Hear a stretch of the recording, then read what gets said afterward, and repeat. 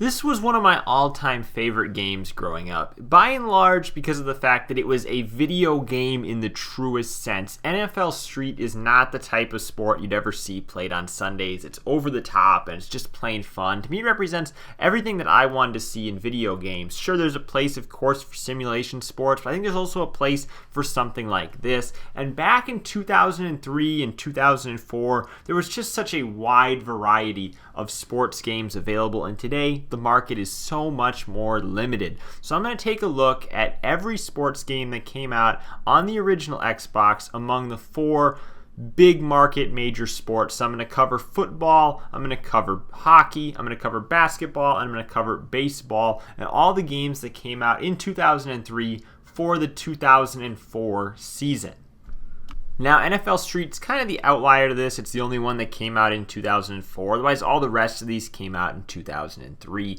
Out of all of them that I'm going to talk about, I think this is the one that I actually recommend the most because it seems like it's the most overlooked by people who aren't sports game fans. NFL Street is just this over-the-top, fun football game that has a backyard sort of pickup game type feel. And in a true sense, the pickup game mode in this, where you got to just pick your players in a playground style, is really the thing that kept drawing me in and bringing me back to come back and play this game. There's just all kinds of different sweet fields to play on, NFL Legends to unlock. There's a lot to do in NFL Street. I was hoping the Madden 21 NFL Street style game mode, the Yard, would kind of live up to this, and it didn't really do it for me. Another one that's over the top was NFL Blitz Pro. Now, this isn't to be confused with the arcade games like NFL Blitz 99, NFL Blitz 2002, 2003 that came out on the PlayStation as well as the Xbox.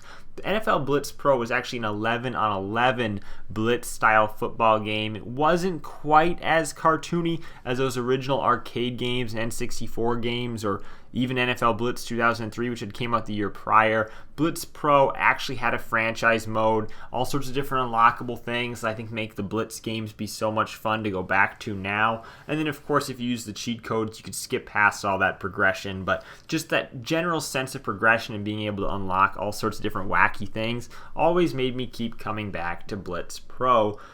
2003 was also when ESPN NFL Football came out, which is not to be confused with ESPN NFL 2K5. You see, in 2003, ESPN was doing this weird thing where they were releasing the games and they had dropped the 2K year number moniker from the end, and they were just simply calling all of their games ESPN and then the sport. So that's what we got here, ESPN NFL Football. It is, in a lot of ways, not quite what you want out of NFL 2K5. It's kind of like the beta of NFL 2K5. You can play it and you can tell that there's a lot of the things that you'd see in 2K5, but a lot of them got perfected the very next year. However, it was nice to see that available already because we didn't know what was on the horizon. And one of the most iconic Madden games came out here. Madden 2004, Michael Vick on the cover. The offense was overpowered. Playing defense, you go back and you play it now. The defense is tough to play because the offenses are just so overpowered. Vick is, in my opinion, a little bit nerfed because he can't sprint until he gets past the line of scrimmage. Usually now in Madden you can sprint around in the pocket. You couldn't do that in Madden 2004, so in that respect, I think that Vick is nerfed a little bit. He could have been a lot worse than he was just in terms of being overpowered. There was also a NFL game released by Microsoft, and you'll see that as we go through the other sports as well. That was NFL Fever, and all of these games that Microsoft made had online functionality where something like Madden 2004 did not. And I would say they were all very solid experiences. They're not ones that people are particularly nostalgic for, but you can tell for the time period it had pretty good graphics and just overall gameplay in terms of physics. It was definitely a very acceptable game, a little bit above average, I would say. And then lastly, there was NCAA Football 2004.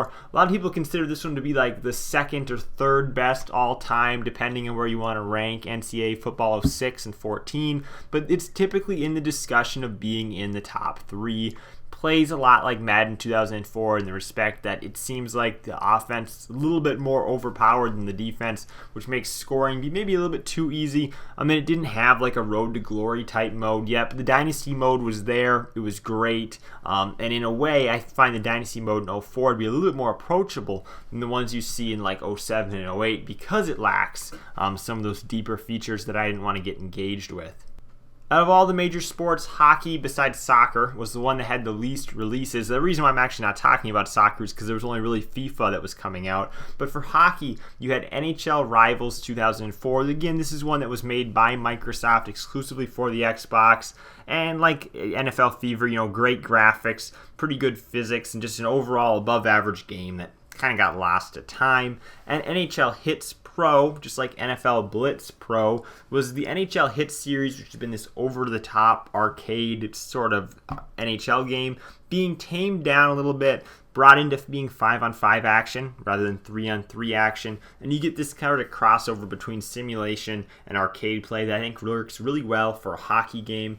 Then there was NHL 2004, a game with a dynasty mode that has been really at the time very much praised. In fact, one reviewer I saw on Metacritic actually compared it to an RPG. Really, any franchise mode is comparable to an RPG, but they thought for the time NHL 2004's franchise mode was very deep, unlike anything they'd really seen in a hockey game. Now, ESPN NHL Hockey overall, I would say, had better graphics and presentation, but the franchise mode didn't quite live up to what EA was offering at the time. And then there was basketball. There was a whopping 7 basketball games that came out in 2003 on the original Xbox.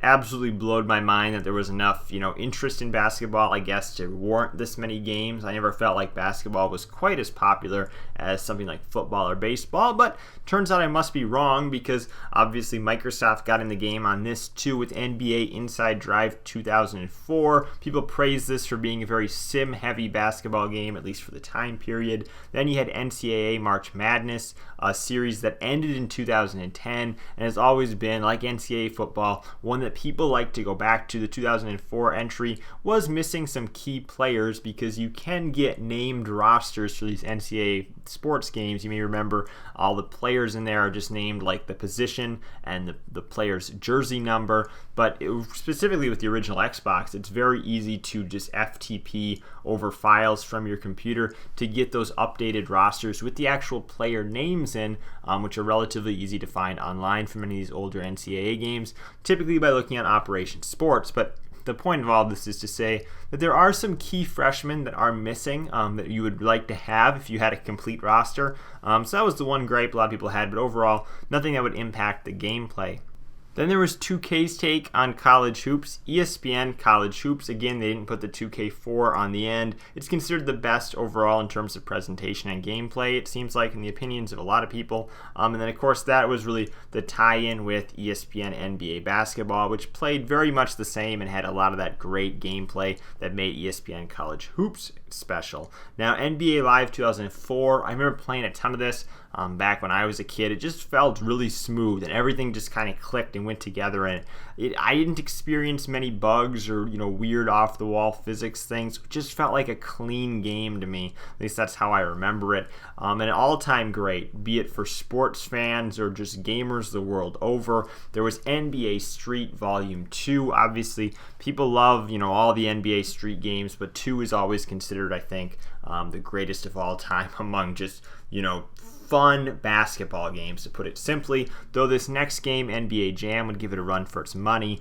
Back in the 90s, NBA Jam, a very special, enjoyable basketball game that people used to play in the arcades. A lot of people have fond memories of it. It did get released on the original PlayStation, and it may have been ported over to a few things as well. In 2003, Acclaim, I believe they were the original rights holders for NBA Jam. They released it on consoles, so it's had some updates and whatnot to it, and it got a 68 on Metacritic, so it didn't live up to the hype of the original game, or maybe the NBA Jam formulas didn't age well. And then lastly, moving on to baseball, there were 6 of these released, and since the baseball season starts much earlier in the year than these other sports, the naming conventions for them that were released in 2003 for the 2003-2004 season is a little bit different. So Inside Pitch 2003, you notice it says 2003 in the name instead of 2004.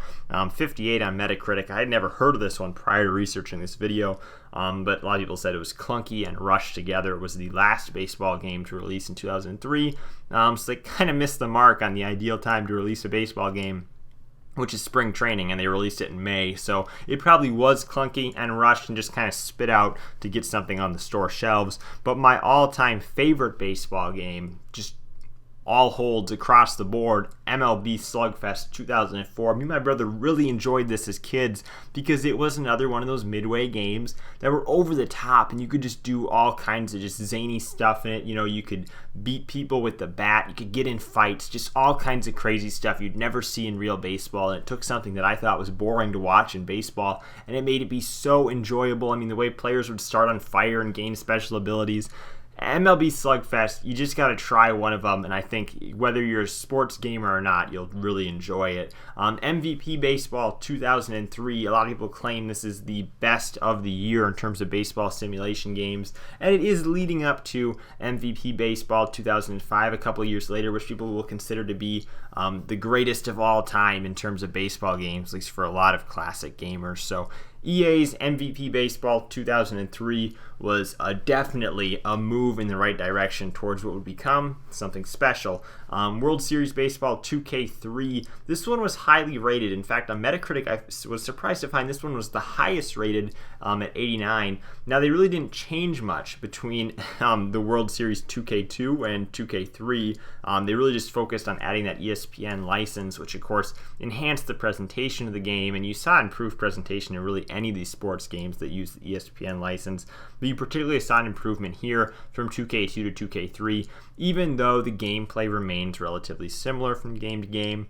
Then High Heat Baseball 2004, this was published or made by 3DO, which it's 2003. I guess I didn't realize 3DO was around this long, and I didn't even expect them to be making sports games, but nonetheless, we got what at least appears to me, just by looking at different gameplay I saw online, to be a pretty solid sports game that, if you're a baseball fan, you've never tried it out, might be worth checking out, because from what I read, there's just a wealth of game modes and different features in this one that makes it be, worth your time. And then lastly, All-Star Baseball 2004. Seems like this one's particularly great for nerds because people praise the fact that it had great stats, historic teams, and just a deep franchise mode from a management perspective. But the gameplay, maybe wasn't so great from what I've heard. So you look at all the great games that I mentioned in this video, really over 20 sports games across only 4 sports, and we're not even mentioning things like NASCAR Thunder 2004, SSX3, Amped 2, those all came out in 2003 as well, and you can immediately tell that the sports game market back then was stacked. It was highly competitive. I mean, every one of these sports had so many games competing for ultimately your money to try and get you to put time into playing that specific game in their specific franchise mode or play now, whatever cool features they looped in. So each developer was working so hard to try and get you to play their game because there was so much competition, and it's really a shame that we've lost that today. But I guess at least we still have these old games to go back to. I know particularly for the football ones, I go back to them all the time and revisit them. I don't think it's just nostalgia. I think that there's actually great games there that came out in the early half of the 2000s. Thank you guys for watching. I'm Bailey, and I will see you in the next video.